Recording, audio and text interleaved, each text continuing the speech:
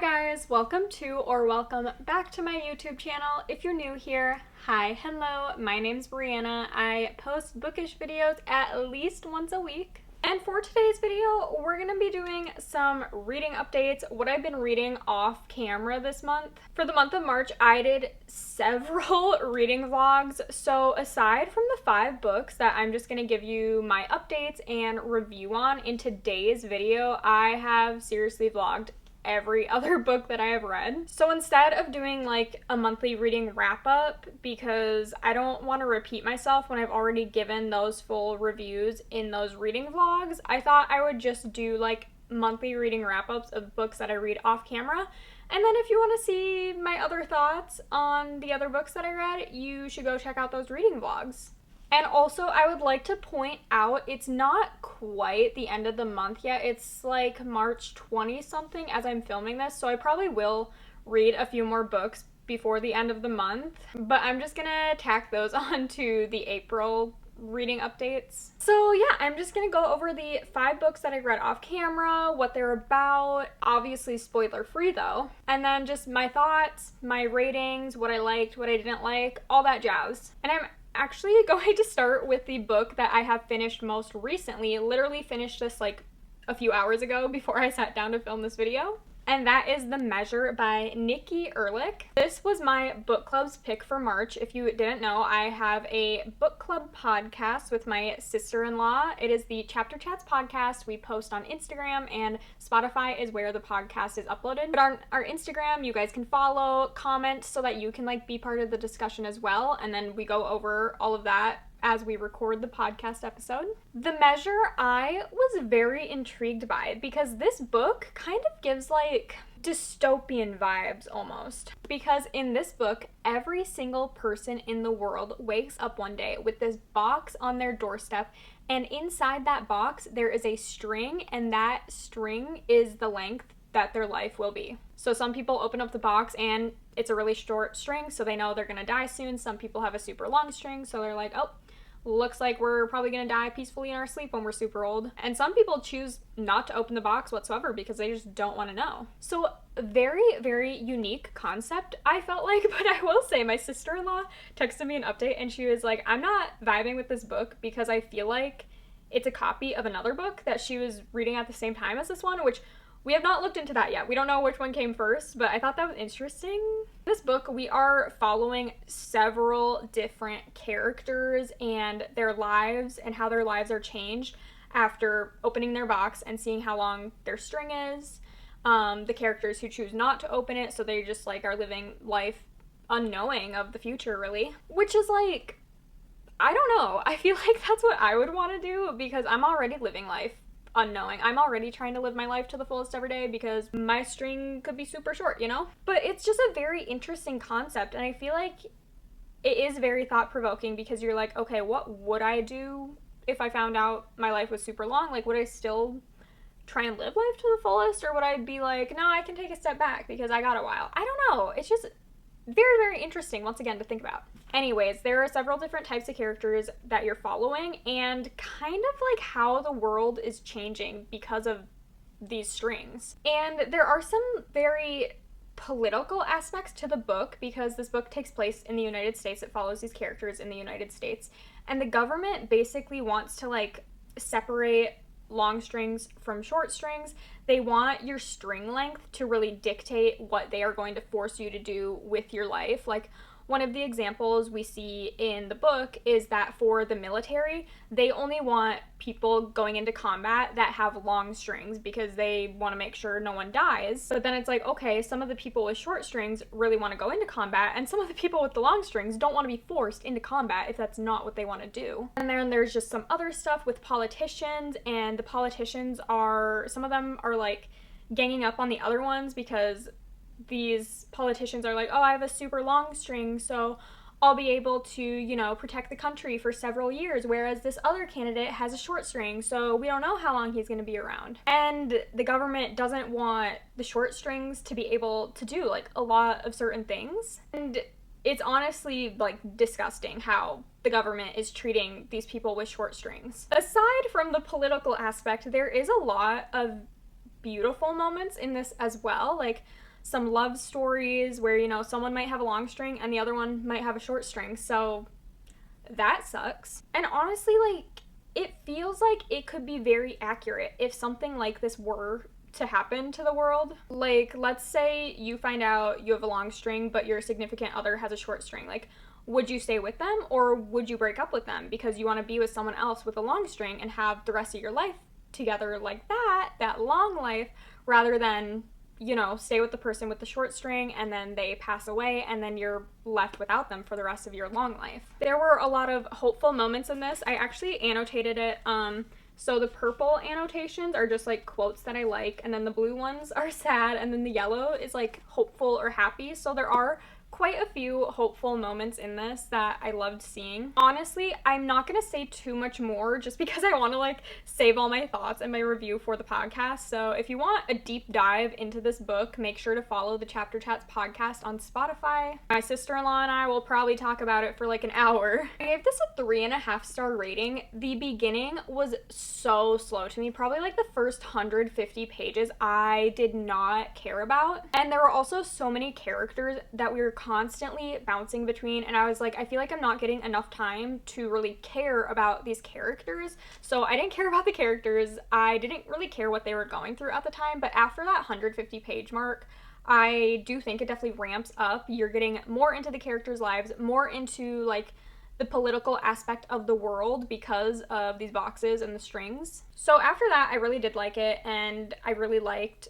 a lot of the characters. I will say there's probably still a few characters that I don't care about that much. Not that I dislike them, but I'm just like, I feel like I didn't really have a connection with them. And I almost cried at the end. I didn't quite cry. I was almost there though. If you would have caught me on a bad day, I would have cried. But I'm having a good day today. So this one, I would recommend. I would just maybe warn you that it might take a little bit to get into. Next, again, not really going in any particular order, we have The Nightingale by Kristen Hanna. Oh my gosh, there's like this hair stuck on my eyelash that won't... Did I finally get it? I think I got it. Okay, The Nightingale by Kristen Hanna. 5-star read. I also annotated this one because there were so many heartbreaking, just gut-wrenching moments in this book, but there was also a lot, not a lot, I shouldn't say a lot, there was also some beauty in it as well. I feel like everyone and their mother has read this book by now. I mean, it's been out for 10 years, but I just got around to reading it in March, and amazing, a masterpiece. Which, like, it's Kristen Hanna, so that's to be expected. I love every single one of her books that I have read. This one is about World War II German-occupied France, and it follows two sisters. So we have Vianne, who is the older sister. She lives kind of like in the French countryside, I think. She's married, has a daughter, and her husband is sent off to war at the beginning of World War II. So then Vianne is left all alone with her daughter, raising her as the Germans start occupying France during that time. And her younger sister Isabel goes to live with her because Isabel is like kind of a troubled teen. I think she's 18 or 19 when we start the book, and she just got kicked out of school. She doesn't want, or her dad doesn't want her to live with her in Paris, so she goes to live with Vianne for a while, and they have a rocky relationship because of their childhood and upbringing, and Isabel feels like Vianne just kind of like abandoned her as a sister, and Isabel has had a really hard time in her life feeling love even from like any of her family members, especially their dad, because their dad fought in World War I and just came back like a changed man, like not their father anymore, and then their mother passed away after that, so not a good childhood for them.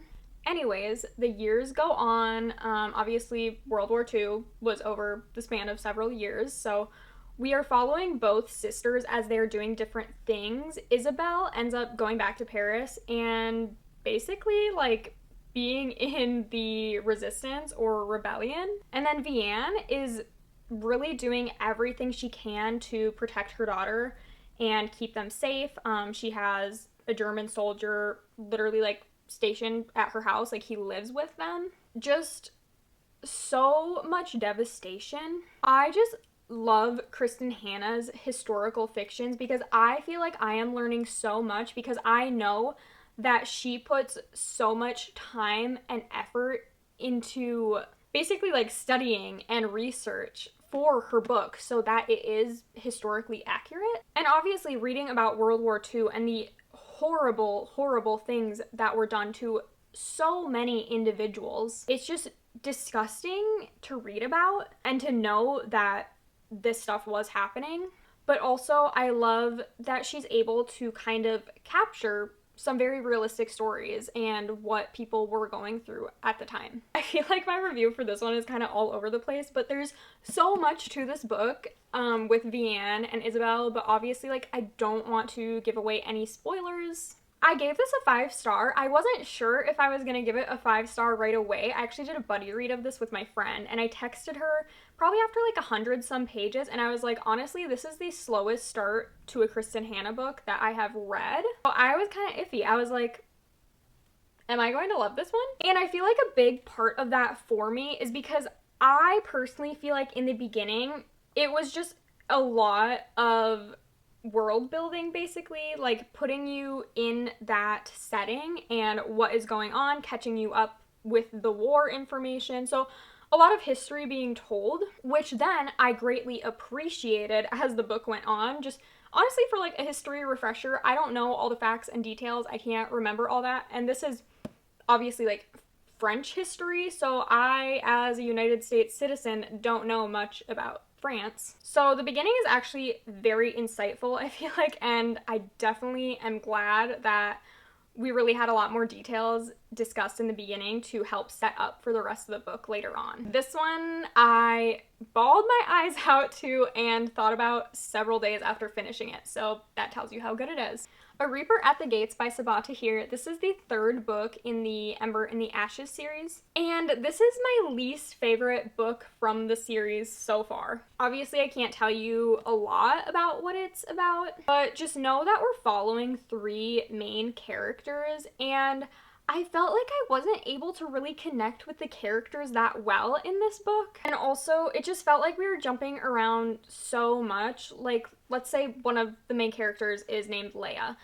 Let's say we're reading her chapter, and at the end of the chapter, like, a huge bombshell is revealed, and you're like, oh my gosh, like, turn the next page, what's going on? And then it'll be a new character's POV. So you're like, shoot, now I have to wait until I can read what is going to happen with Leia's chapter.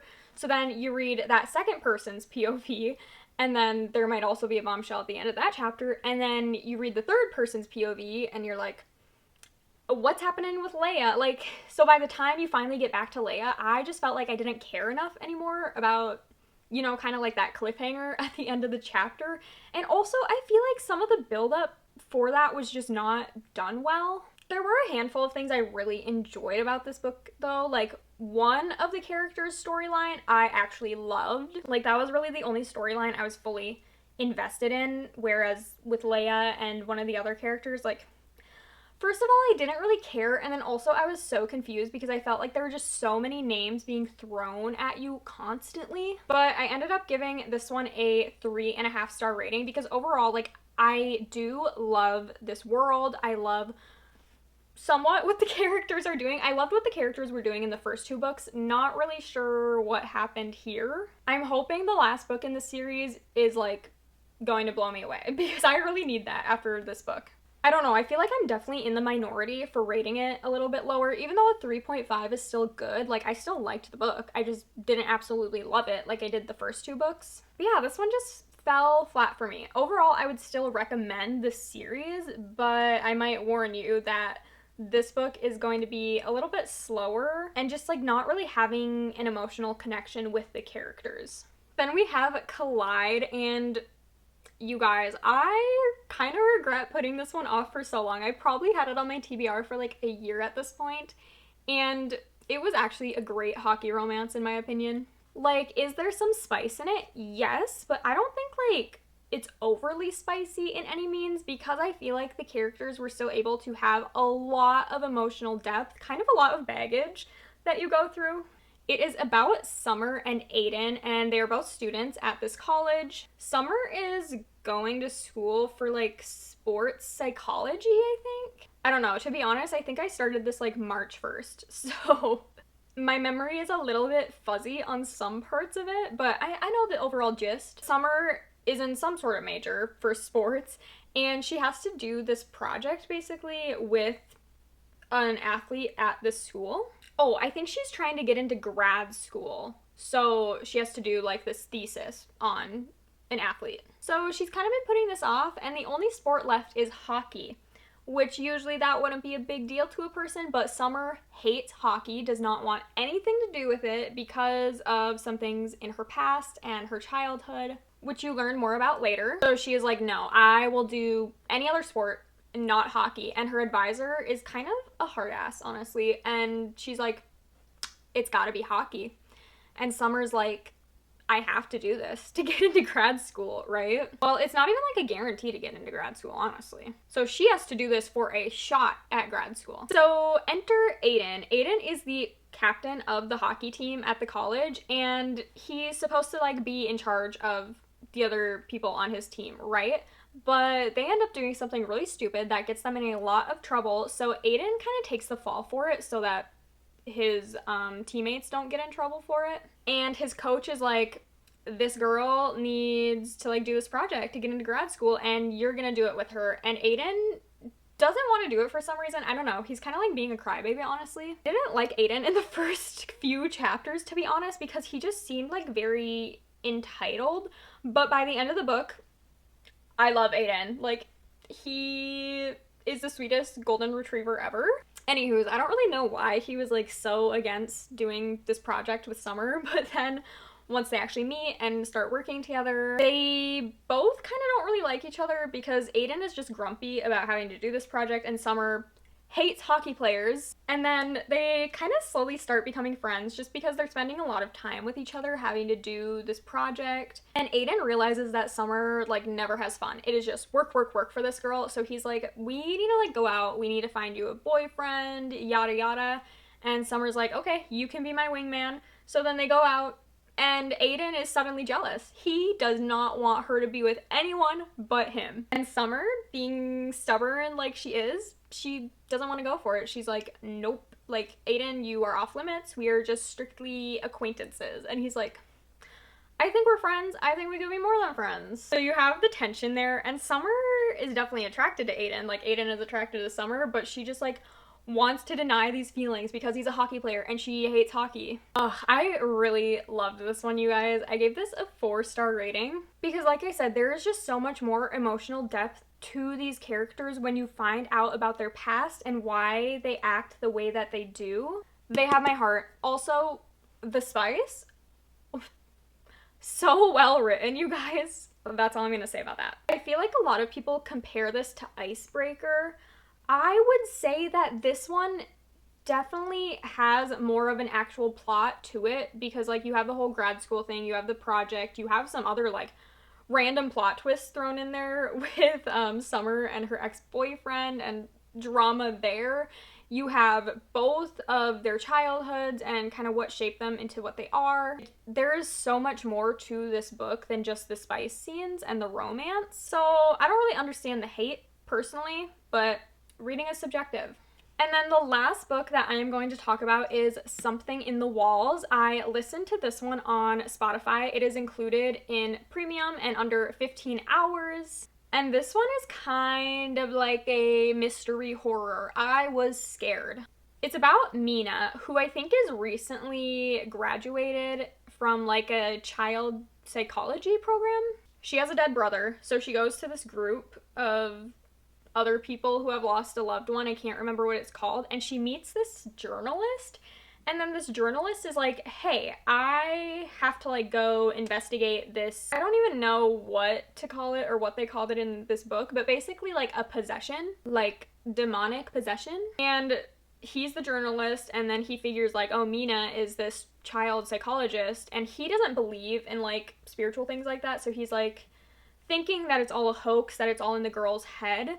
So he's like, I should bring this child psychologist with me to like prove that this is fake, that this family is just trying to get money, get attention, saying that their daughter is possessed. But when they get there, there's a lot a lot of weird stuff happening. A lot of scary stuff happening. Basically, this girl thinks that she is possessed by a witch. She thinks that she can see the witch, like, in the walls. It is very creepy. There were several times when I was driving and just, like, getting the heebie-jeebies, and, like, I don't want to listen to this. Because if there's one thing I am scared of most in this world, it is demons.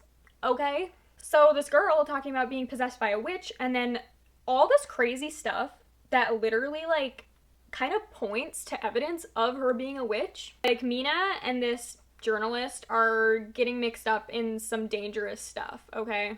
I ended up giving this book a 3-star rating because honestly, at the beginning, it was very, very slow to get into. I didn't really care about it until we got to some of the scary stuff, which is kind of funny since it scared me so much. But honestly, like, that was kind of the fun part of listening to it. And then, I don't know if this is just me, if I, like, wasn't comprehending what they were saying, but at the end of the book, I am just left so confused. I feel like there are so many things not answered. I'm like, so was it real? It was definitely an interesting read for me. I have never read a book that is, like, paranormal in the demonic aspect, I guess. So that was very spooky. Honestly, I think it would be a great listen in the fall time, like around Halloween, which I'm not sure when this book came out. It very well could have came out around then. So I liked it, but again, it was definitely slow at some points. Like, a lot of points I just did not care until we were actually, like, with the girl who was possessed by this witch again. And the ending, did not love. Okay, I definitely need to end this video because my throat is really starting to hurt, but we got through the 5 books that I read off camera this month. If you liked this video, please give it a thumbs up and please subscribe to my channel to see more. Comment any other videos you would like to see from me in the future, and I will see you next time. Bye!